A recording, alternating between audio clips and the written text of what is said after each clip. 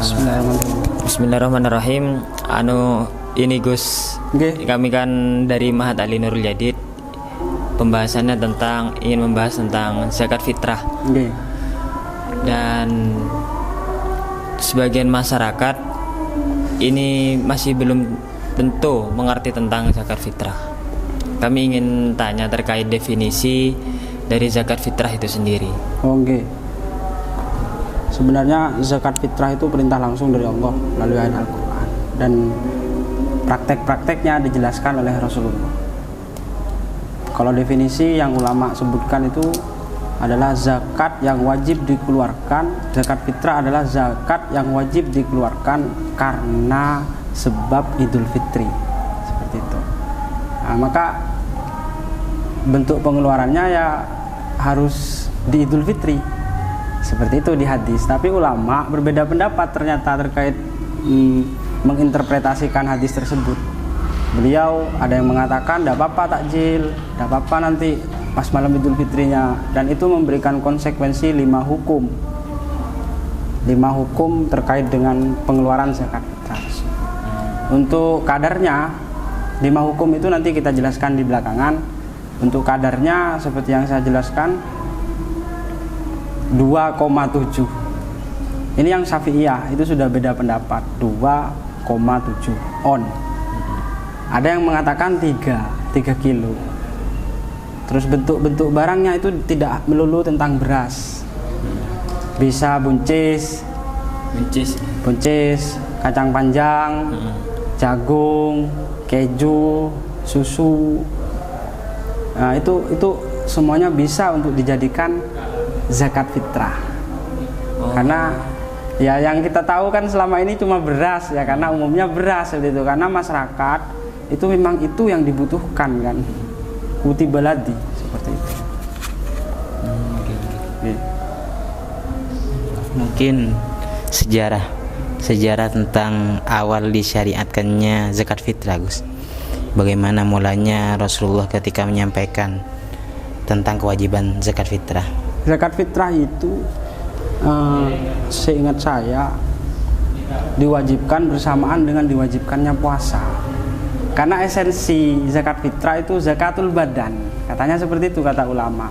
Zakatnya badan, untuk menebus badan ketika dia tidak sempurna dalam melaksanakan Ramadan. Sama seperti halnya sholat qobliyah ba'diyah, sholat rawatib, terus sujud sahwi, itu kan untuk menutupi kekurangan-kekurangan yang ada dalam sholat kita. Begitu juga zakat fitrah. Zakat fitrah itu secara esensial dikatakan zakatul badan karena memang untuk menebus badan kita dari kelalaian selama menjalani bulan Ramadan, seperti itu. 7 biru kata ulama seperti itu.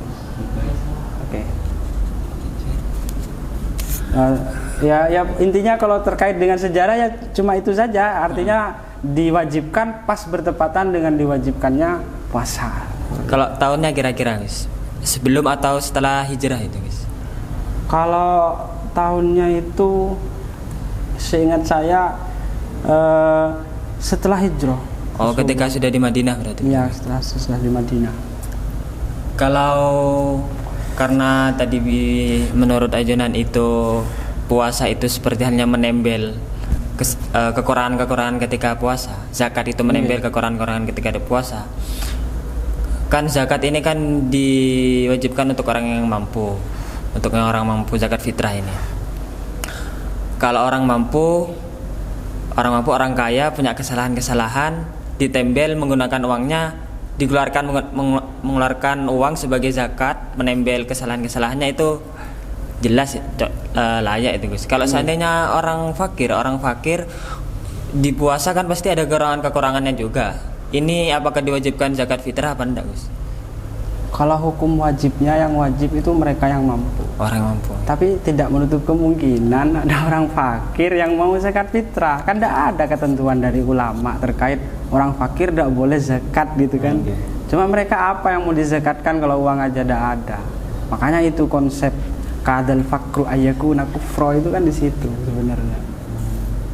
Kan ada hadis yang mengatakan kadal fakru ayyakuna kufro. Fakru ya. Iya. berarti kita perlu memahami secara luas apa yang dimaksud dengan fakir dengan juga miskin seperti itu ya guys. Okay. Misalnya begini, kan ada si A menjadi orang fakir sehingga dia berhak mendapatkan zakat fitrah. Kemudian ternyata setelah mendapatkan zakat fitrah dia banyak berasnya, kan otomatis dia sudah memiliki harta yang banyak dari zakat tersebut. Apakah dia juga memiliki kewajiban membayar zakat fitrah? Enggak, karena kan ketentuan fakirnya itu di masa kapan, kan seperti itu. Fakirnya itu dia dikatakan fakir itu di masa ketika wajibnya zakat fitrah dia kondisinya fakir. Oh, iya. Kan seperti itu. Jadi tidak bisa. Kalau setelahnya nanti ternyata kaya, dapat tol contohnya atau gimana ya, itu sudah beda lagi nanti. Makanya dalam konteks bayi yang lahir di setelah Idul Fitri itu tidak wajib zakat fitrah, walaupun itu masih di hari zakat fitrah. Tapi kalau lahir sebelumnya itu wajib untuk diberi zakat fitrah untuk bayi yang baru lahir. Itu kan terkait dengan definisi yang awal tadi, wajib karena sebab Idul Fitri ya, seperti itu. Jadi kan kalau permasalahan bayi, kalau bayinya itu nututi bulan Ramadan dan juga Idul Fitri, jadi diwajibkan kan bayar zakat fitrah kan? Iya, seperti itu. Kalau tidak nututi Ramadan artinya setelah cuma Idul Fitri, artinya setelah maghrib lahir dan itu sudah takbiran, jadi kan tidak wajib. Betul. Kalau terkait gini, yang saya masih belum paham terkadang ini ada orang fakir ketika dia dikenal oleh orang luas itu sebagai orang fakir, akhirnya banyak orang yang zakat kepada dia. Nah, ketika biasanya kan ini pelaksanaannya ditakjil disegerakan, masih belum Idul Fitri tapi sudah mendapat zakat. Nah, karena banyak yang ngasih zakat, akhirnya dia dianggap dia merasa mampu. Oh, saya banyak berasnya, kebutuhan keluarga sudah tercukupi, akhirnya dia juga melakukan zakat juga, akhirnya dia mustahik sekaligus muzaki gitu. Apakah itu bisa? Boleh kayak gitu guys? Boleh saja. Ada yang rumit dalam Islam itu. Kalau dia mau melakukan zakat fitrah, karena ternyata itu yang jadi permasalahannya sebenarnya ya. Sebenarnya zakat fitrah satu orang itu bisa menerima banyak atau tidak gitu. Ulama berbeda pendapat. Ada yang mengatakan satu orang satu, ada yang mengatakan satu orang bisa menerima banyak zakat. Banyak orang. Tapi pendapat yang kuat itu satu orang hanya menerima satu zakat. Nah, kemudian kan orang kadang sekarang pakai sistem konvensional. Gimana ya sistem konvensional ini? Dikumpulkan di satu masjid terus disamaratakan kan seperti itu. Oh, nggih. Nah, itu menurut saya tidak efisien sistem seperti itu. Lebih baik door to door. Kenapa kok seperti itu? Karena kalau nanti dikumpulkan dalam satu tempat, takutnya orang miskinnya lebih banyak daripada harta zakatnya gitu loh. Contoh, zakat yang terkumpulkan itu 5 kintal. Tapi ternyata orang miskinnya itu contohlah itu berarti 500 ya. Ternyata orang miskinnya 1000. Membagi-bagikan oleh setengah kiloan itu pun. Nah ya kan? Pas deki capuk ayat yang itu nanti dikena ayat yang kalla wala la tukrimunal yatim wala tahaduna ala ta'amil miskin, kan seperti itu kan, ngenyereng miskin begitu. Masa reng miskin beriin beras setengah kilo kan. Jadi paling efisien itu yang menggunakan sistem door to door. Ya. Atau barangkali bisa mengandalkan amil zakat itu, kayak misalnya Basnas, Badan Amil Zakat Nasional. Badan Amil Zakat Nasional. Iya. Sekarang mereka bisa enggak, kalau memang itu skalanya nasional, maka penyebarannya pun harus nasional. Ingat ya, zakat fitrah itu tidak bisa dialihfungsikan ke sesuatu yang lain. Itu murni sifatnya personal. Ya, kalau nanti dijadikan dikumpulkan nanti dibuat bangun tol atau bangun jembatan dan sebagainya, tidak boleh. Karena zakat fitrah itu konsepnya memang sudah ta'abudi. Ya. Jadi tidak bisa dialihkan ke yang lain. Contohnya nanti uang gitu ya. Uang pun harus disamaratakan, dibagikan ke orang miskin, tidak bisa dijadikan bentuk barang yang lain karena sama-sama butuh jembatan gitu atau apa, tidak bisa. Dipinjam pun tidak bisa, itu sama kayak wakaf gitu loh. Jadi menurut kami sistem yang paling pas itu adalah door to door. Diserahkan ke RT-nya masing-masing sudah. Tetanggen siapa sih merasa nggak miskin, ya sudah serahkan gitu aja. Kalau nanti di sistem konvensional contohnya ya, di sistem nanti diserahkan ke Basnas, contohnya kata jenengan tadi. Nanti mampu ndak Basnas itu menyamaratakan ke seluruh tingkat yang ada di bawahnya Basnas itu? Kalau dia skalanya Jawa Timur, seluruh Jawa Timur harus kebagian. Bisa ndak? Tidak mungkin kan? Ada nanti yang terdolimi. Tetangga dia ngasih beras ke Basnas, ternyata tetanggen kelaparan. Tidak kebagian, Basnas rebek, banyak si korupsi dan lain sebagainya. Allah alam bisawab.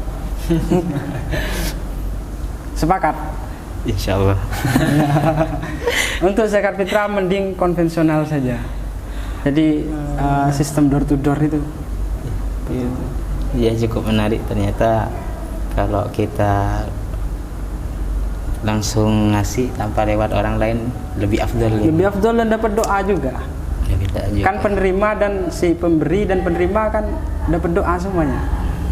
Seperti itu. Ini juga yang menarik untuk dibahas kan sudah jadi rutinan banyak, bahkan di daerah kami itu terjadi juga.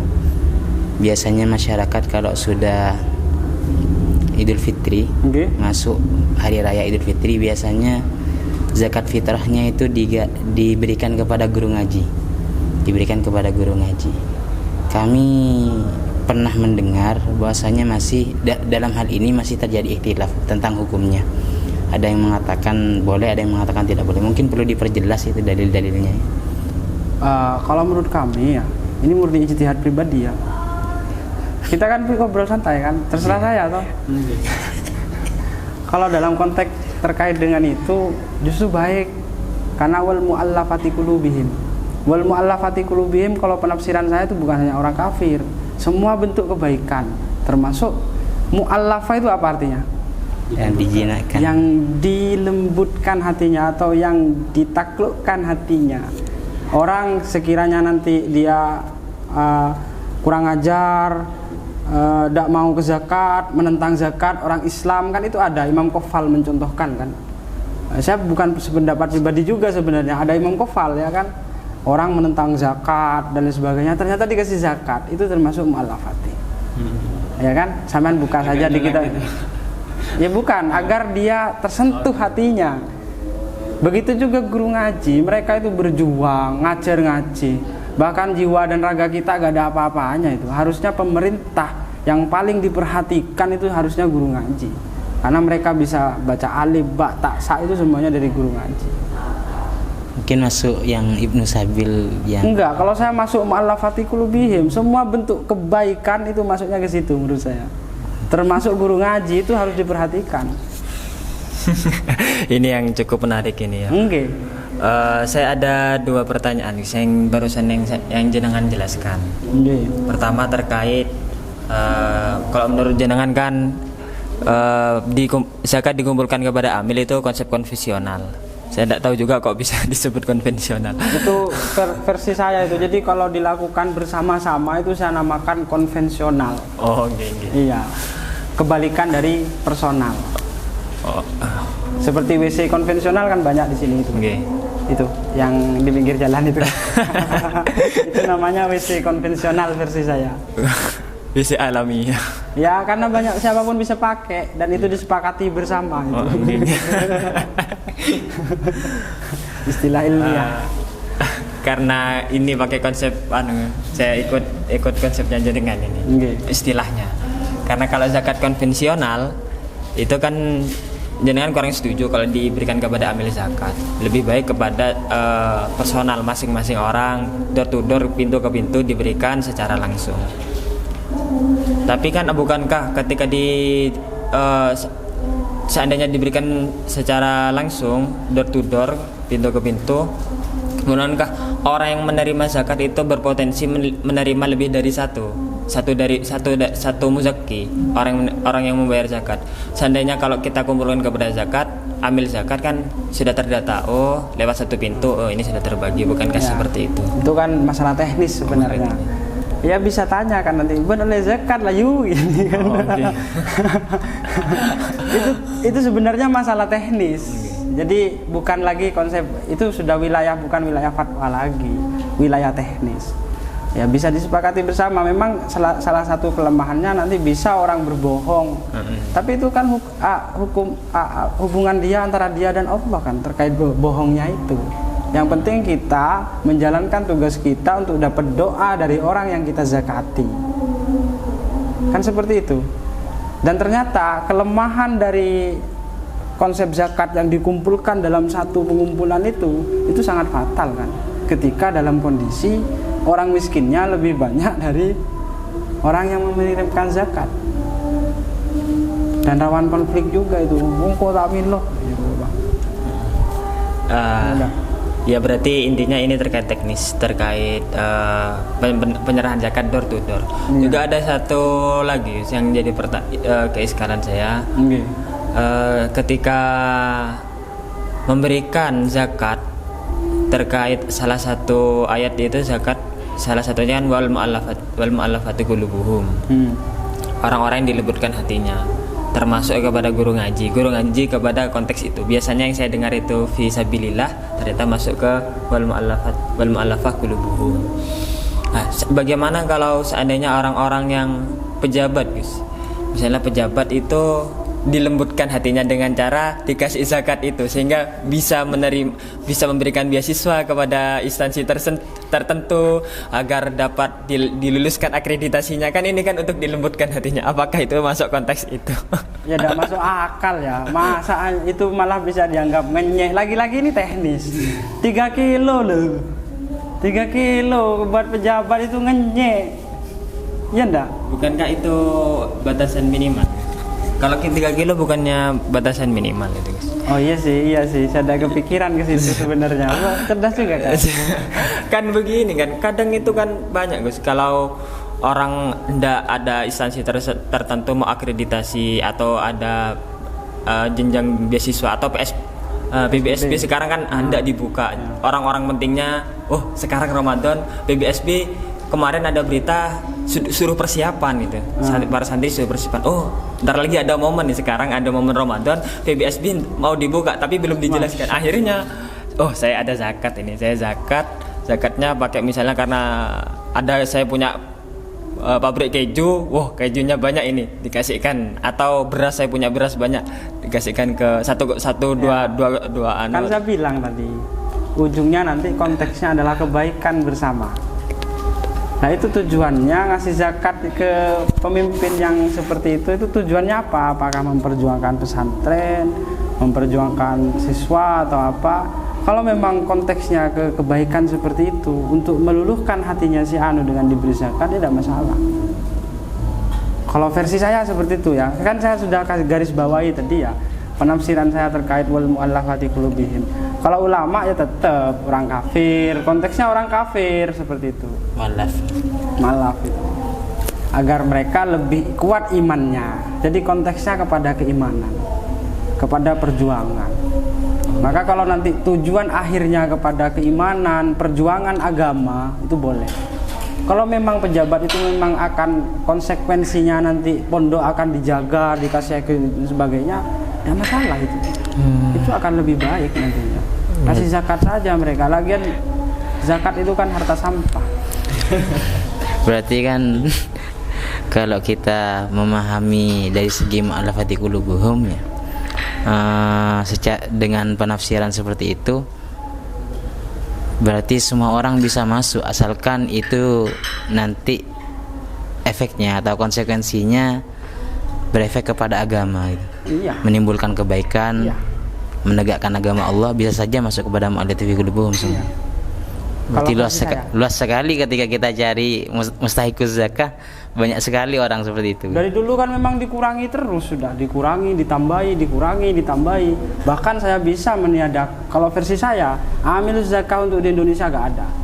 Versi saya. Kenapa? Karena mereka cuma nyatet rokokan, sanding-sanding, bede binian, bede lakean, geje dan sebagainya. Itu amilus zakat gimana itu kan? Kita bandingkan dengan versi masa Rasulullah, di mana para amilus zakat itu harus menjemput zakat ke Yaman. 9 jam perjalanan kui bis, kui onta bisa telu hari itu. Ya enggak? Kita berbicara konteks. Ingat ya, ini fikih ya. Fikih itu tidak selalu hitam putih. Ada ranah abu-abu di sana. Nah, kita selama itu konteksnya fikih. Kan ulama juga macam-macam ya. Seperti contoh gini dulu. Seperti Imam Abu Hanifah itu kan meniadakan kunut. Ternyata Imam Syafi'i ketika sholat di masjidnya Imam Abu Hanifah, walaupun beliau itu setengah mewajibkan kunut, ternyata ketika sholat di masjidnya Imam Abu Hanifah, Imam Syafi'i tidak kunut. Ya kan? Kenapa? Karena menghormati pendapatnya. Ya ulama dulu hanya berbeda fikih itu tidak sampai gontok-gontokan, hanya biasa-biasa saja gitu loh. Selama tujuannya itu adalah kebaikan dan itu ranah ijtihad. Man asoba fa ajroni wa man akhta'a falahu ajrun. Kan seperti itu kan? Sepakat. Boleh sampinang kok saya masuk rosak lah. Ini juga Gus, terkait zakat uang, zakat fitrah menggunakan uang. Kan kita kalau zakat fitrah menggunakan uang mungkin lebih besar lagi manfaatnya gitu kan. Karena gak semua orang perlu beras. Bisa saja orang sudah punya beras, tapi mereka lebih butuh uang untuk dibuat beli baju lebaran mungkin, atau dibuat beli lauk pauk ketika lebaran, jajan-jajan dan semisalnya. Tentu kita perlu memahami juga hukum zakat fitrah menggunakan uang, perspektif ulama-ulama fikih nih Gus. Oke. Gimana Gus? Mungkin bisa mukoron, kalau perlu mukoron bainal madzhab. Oke. Saya malah justru lebih cenderung pakai pendapatnya ulama Indonesia malah. Jadi terkait dengan madzhabul arba'ah itu berbeda pendapat. Syafi'i tidak bisa sama sekali. Imam Malik itu hanya tertentu dalam konteks tertentu. Sedangkan Imam Abu Hanifah itu lost doll. Pokoknya uang langsung saja seperti itu. Nah, yang saya suka itu malah pendapatnya Syekhuna Khalil Bangkalan. Ada Gus? Ada.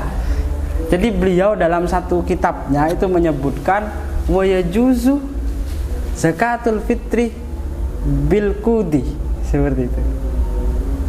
Jadi boleh zakat fitrah dengan qud. Apa qud? Mata uang. Nah, kemudian di akhir-akhir di 2020 ini naskahnya ketemu. Di situ ada revisi mengatakan di situ ketemu walaya juzu. Tapi itu tidak jelas. Jadi itu masih jadi perdebatan sampai sekarang, tapi keluarga sendiri kayaknya memasrahkan kepada semua kalangan untuk menafsiri hal tersebut. Tapi awal-awal itu sudah jelas kalimatnya itu waya juzu gitu. Tidak ada dan tidaknya huruf ini berpengaruh ya. Iya, la itu. Bahkan la-nya pun itu masih ada komanya ternyata. Jadi la itu adalah sambungan dari kalimat sebelumnya. Sebenarnya ya juzu zakatul seperti itu bahkan. Itu Kiai siapa? Kiai Hanafi apa siapa gitu di Madura menafsirinya waktu di Basu. Jadi dengan condong boleh gitu. Nah, Condong boleh. ada kalimat yang mengatakan ikhtilaful ulama'i rahmatun. Perbedaan pendapat ulama itu adalah rahmat. Kenapa kok dikatakan rahmat? Ini versi saya lagi ya. Karena setiap ulama itu memiliki pendapat yang berangkat dari konteks yang berbeda. Ulama itu memiliki pendapat berangkat dari konteks yang berbeda. Contoh, Imam Syafi'i itu kan hadis banget ya. Tapi ketika urusan rambut, beliau cukup dalam wudhu cukup satu rambut. Kenapa? Karena konteks beliau waktu itu berada di Irak, kekeringan. Ya kan, kalau dibuat basuh seluruh rambut, habis airnya tuh. Cukup satu rambut. Tapi sebaliknya, gurunya siapa? Gurunya beliau tuh? Imam Malik. Hah? Imam Malik. Imam Malik. Imam Malik apa Abu Hanifah ya? Itu malah justru seluruh Imam Malik ya. Justru seluruh rambut, padahal beliau itu hadis banget.